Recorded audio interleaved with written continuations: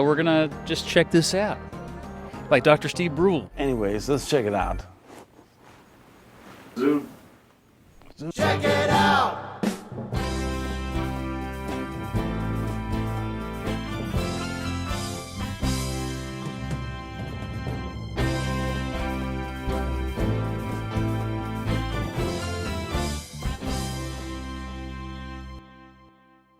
Hey there, I like your buttons. Oh yeah, hey, you got a hugger. You got a hugger. All your videos. I've been watching your videos since middle school. Oh my gosh. I'm 23 now.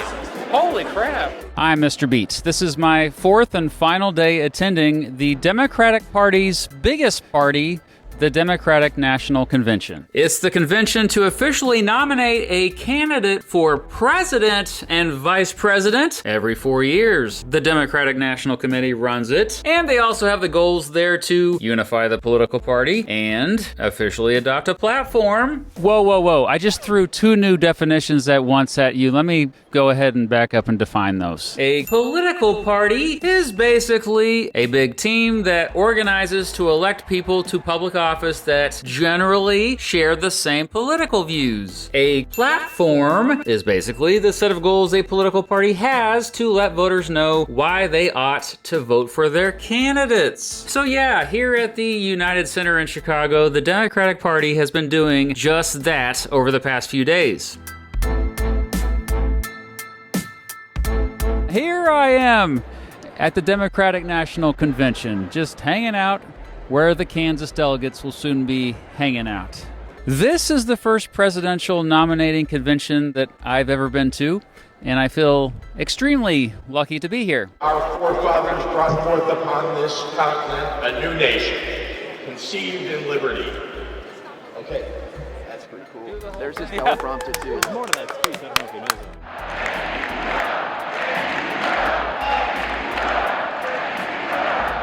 The torch has been passed. Now it is up to all of us to fight for the America we believe. Security has been tight, especially with the ongoing Israel-Hamas war protests going on outside the convention. I saw a little bit of that. Some dude with a gun yelled at me for taking this picture, for example. Inside, it has been chaotic, but there's been a lot of positive vibes, a lot of people excited, a lot of adrenaline pumping, a lot of smiles, laughing, and woot-wooting. I have even run into former Republicans and people praising Republican presidents. I think Calvin Coolidge is an above average president. Because he vetoed so many bad ideas. I've watched lots of speeches, lots. Yes, many of them boring, some of them uplifting, and making the crowd go wild. The place was packed, and people weren't just on their phones the whole time. Okay, well, the media folks tended to be on their phones a lot. That's where I spent most of my time, by the way, with the media. Here, in this magical room. Yep, contrary to popular belief, I am technically the media. Okay,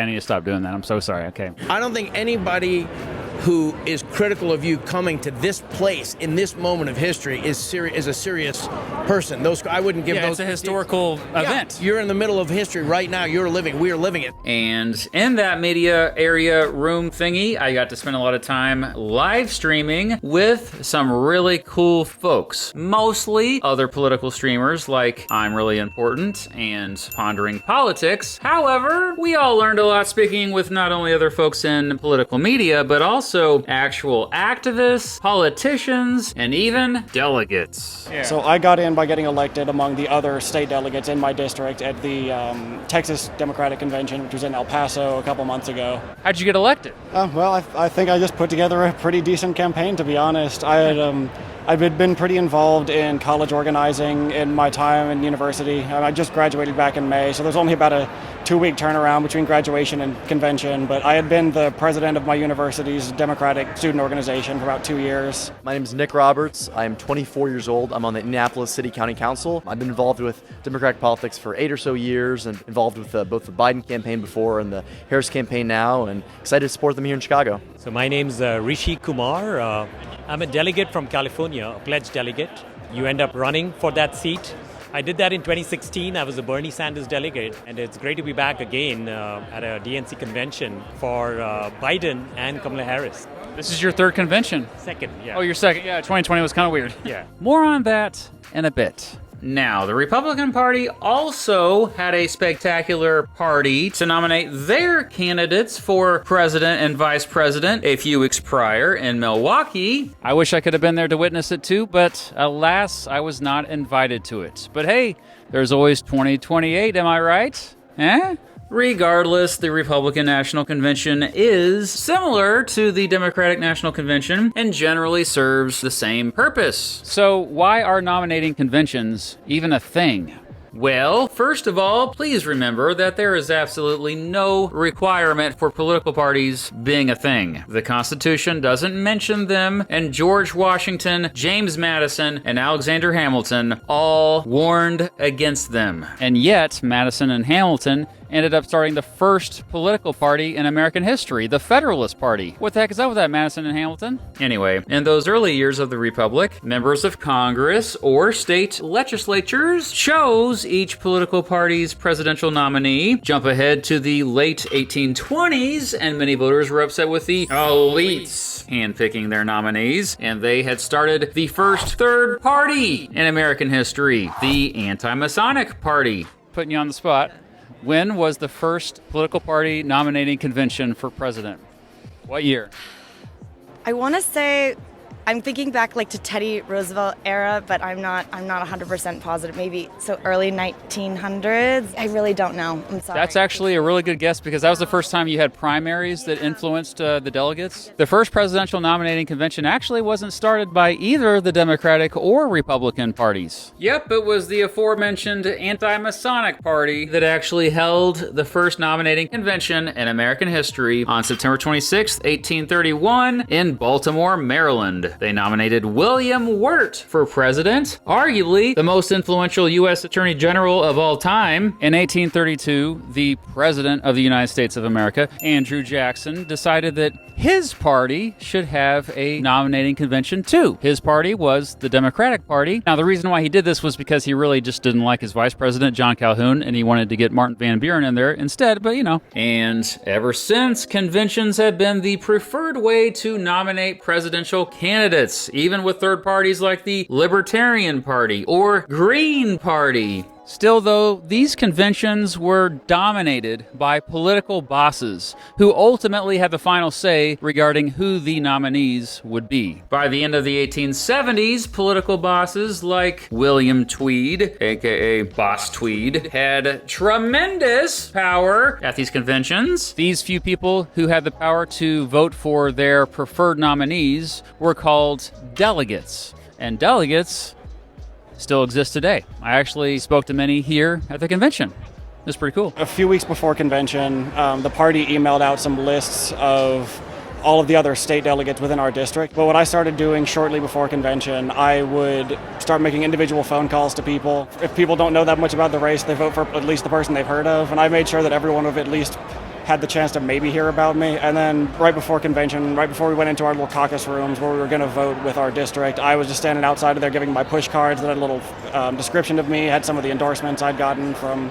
That's awesome. It was quite a process. Thank you. You know, I'm a Silicon Valley geek, a high-tech executive, and a state senator actually pulled me in to run for delegate of the state party. And I'm a community organizer, activist. I was doing a bunch of things. We ended up running a slate, and then I became the executive board member of the California Democratic Party back in 2013. So Indiana breaks it down by congressional district. We have 9 congressional districts in the state of Indiana. I'm in the 7th, which is mostly Indianapolis. We have some spillover in other districts, but it's mainly Indianapolis. We have 8 delegates, 4 men, 4 women. I was fortunate to get first place, so I won and got in. You know, it was an open process, so we were allowed to support whoever we wanted to. Obviously, I voted for Vice President Harris, and it's really exciting to be part of the process. It seems to be more ceremonial, like it's just like a bunch of speeches and rah-rah. Could you maybe explain the actual process of like formally voting for a nominee? Yeah, some of it is honestly a little bit convoluted because we did the virtual roll call a month or so ago. Leading up to the month of the convention, there were DNC people that were calling me, calling the other delegates just to make sure we understood. And they're saying they were doing that virtual roll call and then they're doing the floor vote. For me, I was thinking that sounds pretty redundant. So I was going to go and I was like, okay, at least one of these has to be a formality. So which one's like the actual nomination process? Interestingly, it sounded like the virtual roll call was the one that was more of a formality, which didn't make a ton of sense to me, but it sounds like it will actually be official with the vote that we're doing tonight here in a couple hours.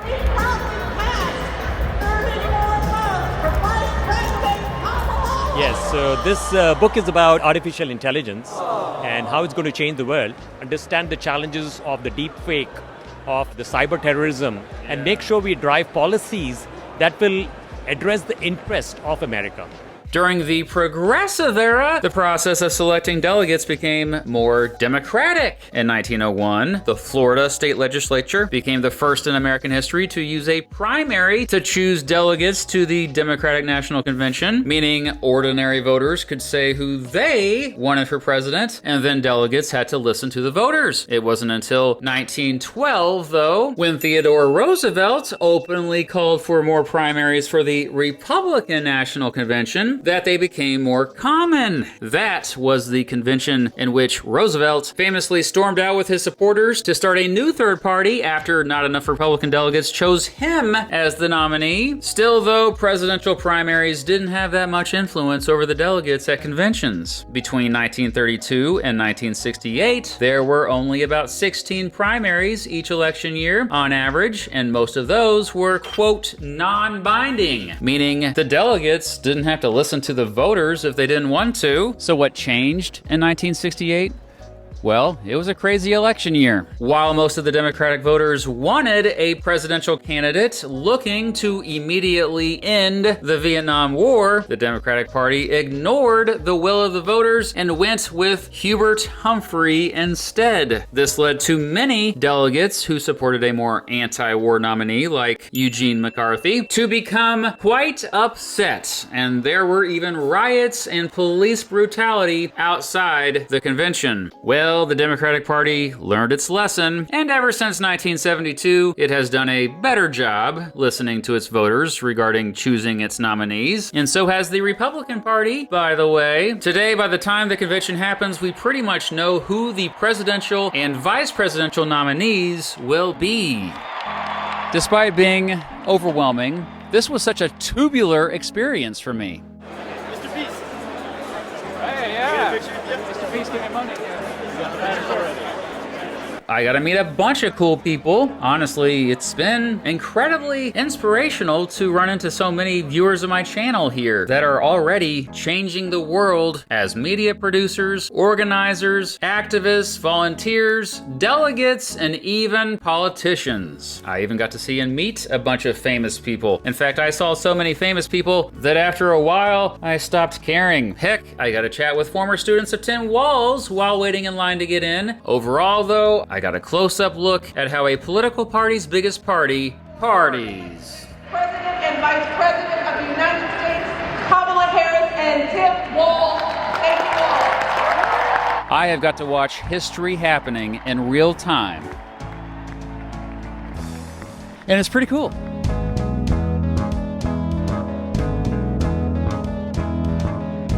Thanks to all the fine folks at Progressive Victory for allowing me to come here and film this video. This has been so much fun. It really is a party. A shout out to all my Patreon supporters and channel members for supporting me. The more you support me, the less sponsorships I have to take on. And hey, thanks for watching or listening.